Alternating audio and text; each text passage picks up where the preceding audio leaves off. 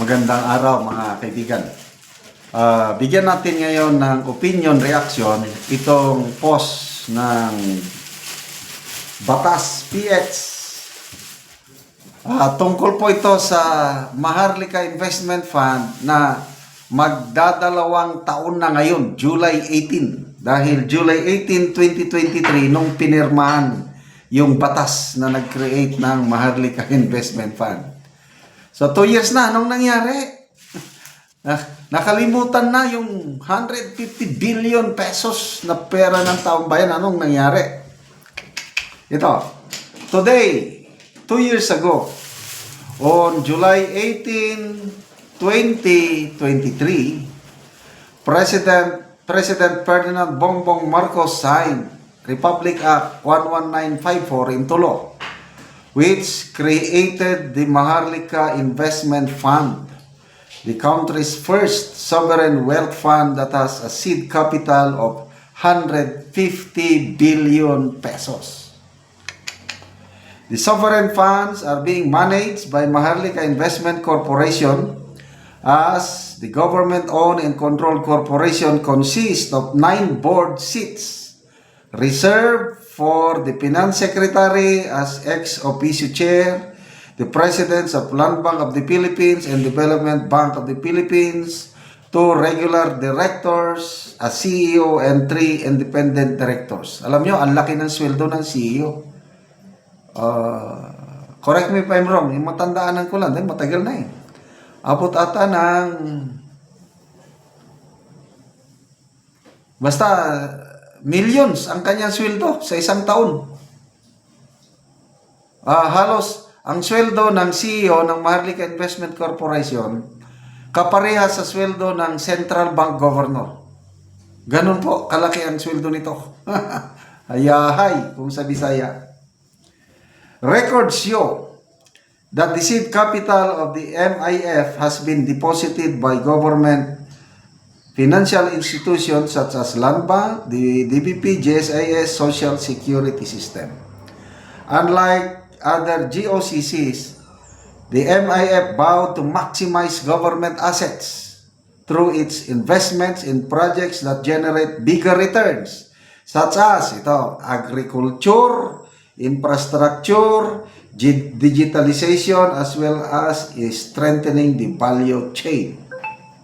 Mayroon silang nilista na na 7 priority areas.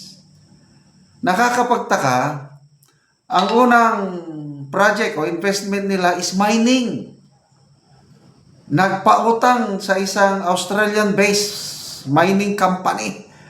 Grabe. Ginigisa po tayo sa ating sariling mantika. Kasi Australian-based yung company. Pinautang natin para magmina sa ating sariling bayan. Ano ba yan? Wala na bang ibang mas magandang investment nila? Hindi yung mining. Ay, sus. Okay. In September 2023, so July, August, September, mga 2 months after the creation of this Maharlika Investment Fund, a petition questioning its constitutionality had been filed before the Supreme Court. The petitioners warned that the Maharlika Investment Fund Act is a dangerous law that would transfer hundreds of billions of public money into a fund managed by the untransparent Maharlika Investment Corporation.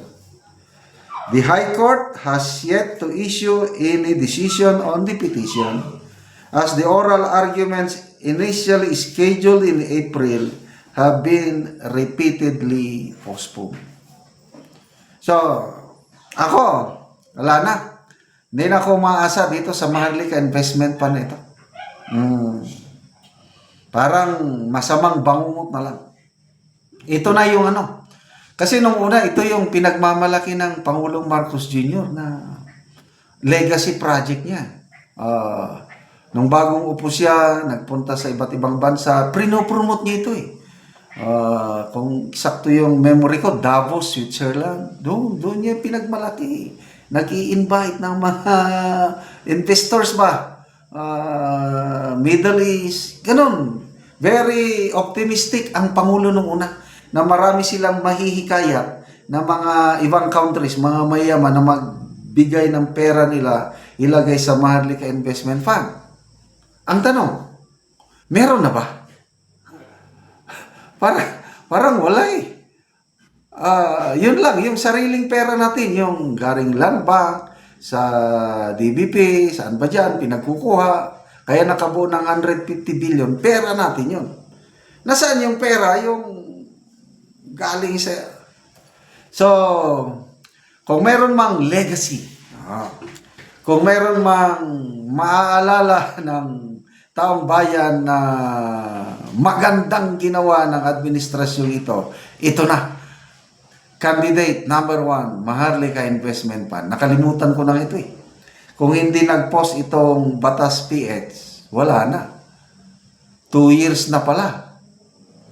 So, ang alam ko, yung pera na i-deposito, kumikita, may interest. Kasi 150 billion eh. Kumikita, ayun lang ang kita. Yung interest. Saan napupunta yung interest? Ayun, sweldo nila. Ilan yung pasweldohin mo dyan? Ilang board of directors? 7? Lalaki ng sweldo, allowances. Ayun. Sila, hayahay. Ang taong bayan. Saan yung pakinabang ng taong bayan sa Maharlika Investment Fund? Meron na ba? Paki-comment ko no kung meron. At salamat dito sa Batas PH sa pag-post nito para ma-remind tayo. Okay. Magbasa lang tayo sa mga comments. Tony Lapuz, what happened? Is it operational? Can public distribute the dividend income from where and who are beneficiary? Wala pang kita eh. Yun lang interest ng pera natin. Pera natin yun eh. Napupunta sa sweldo.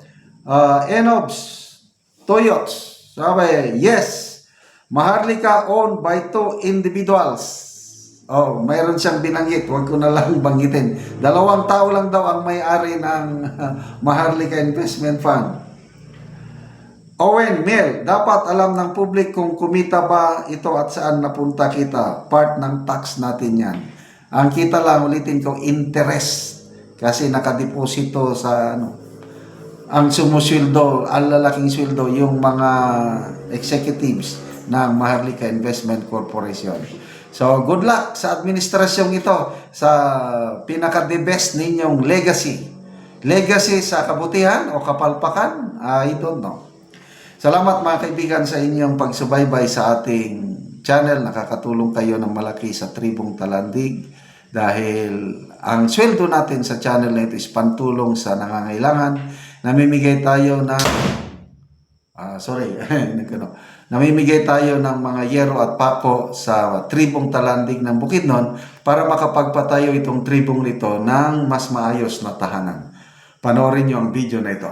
Si Angkol ang natagaan og sin og mag-atop na ni siya karon.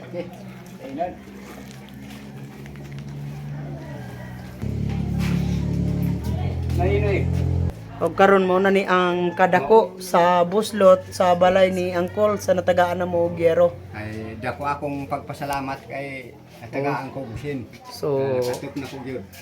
mga dagko na gid kayo ang buslot sa iyang yero.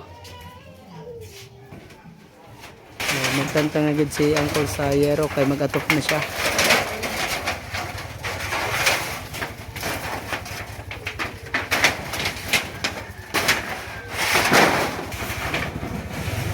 Karon mag-atop na gid si Angkol. Ora pa. Away. Okay, idol.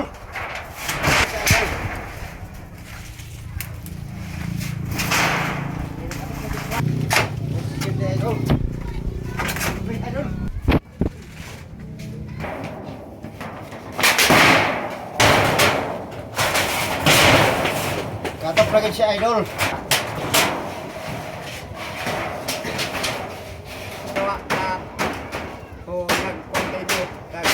awit kayo na sin. Karon naman na gyud si Uncle sa pag-atop sa iyang balay. So maayo na gyud nga tan-awon. Kayo sa Ginoo. Mga nakuha na ko sa video nga salamat sa Ginoo. Kay naiwan na gyud ning akong balay, di na ko gyud ulanan. Oh, salamat kayo, Col. Salamat kayo. Oo, thank you.